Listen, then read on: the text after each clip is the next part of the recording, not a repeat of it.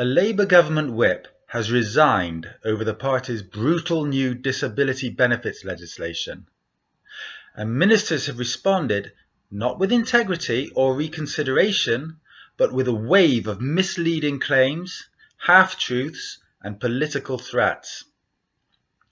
I'm Mike Sivier of Vox Political. Buy me a coffee or donate more than £20 and I'll give you a free book. More on that later. Subscribe to the video mailing list, like and comment on this post, and subscribe to the channel if you haven't already. Let's get straight into it. Vicky Foxcroft MP resigned as a government whip, a role that requires enforcing party discipline, because she could not in good conscience support the Universal Credit and Personal Independence Payment Bill. She had previously spent no less than 4 years investigating and developing Labour's policy for disabled people, meaning her resignation comes from informed opposition to what the government is doing now. In her resignation letter to the Prime Minister, she wrote, and I quote, "I knew I would not be able to do the job that is required of me and whip or indeed vote for reforms which include cuts to disabled people's finances." This is not a minor disagreement. This is an insider charged with upholding the government line, publicly walking away from it. Foxcroft's resignation signals not only a profound moral conflict inside the Labour Party, but also that the claims being made in defence of the bill cannot withstand scrutiny from within. Let's be clear. Every statement made by a government representative in response to Foxcroft's resignation, with the possible exception of Emily Thornberry's, has been a distortion, omission, or outright falsehood.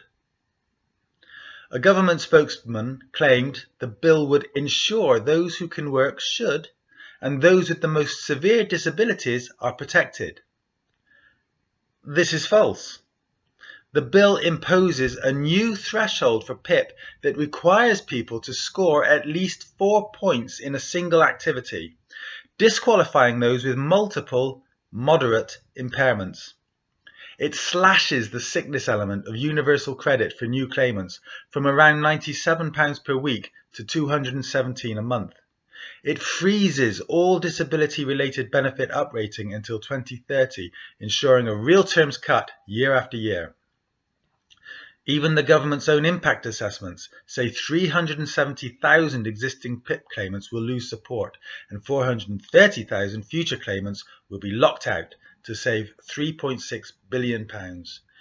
Meanwhile, another assessment predicts that 250,000 people could be pushed into poverty.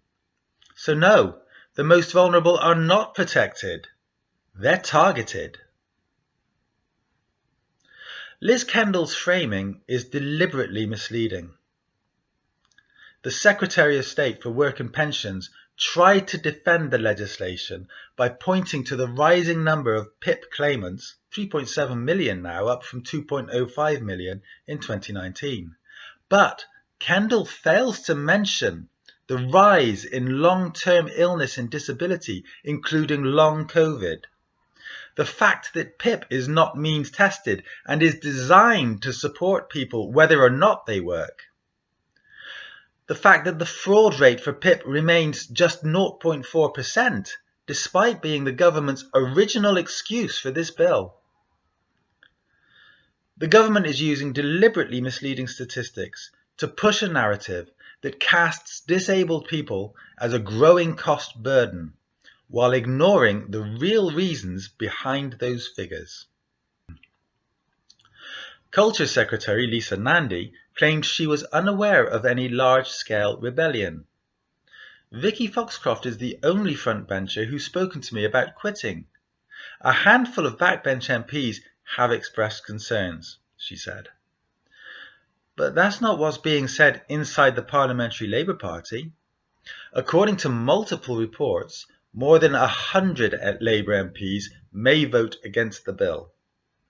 That's not a handful. That's enough to defeat the government outright. And ministers are responding with threats. One Labour MP told the BBC, "Anyone who breaks the whip won't be allowed to stand as a Labour MP at the next general election. These threats are just making people more angry."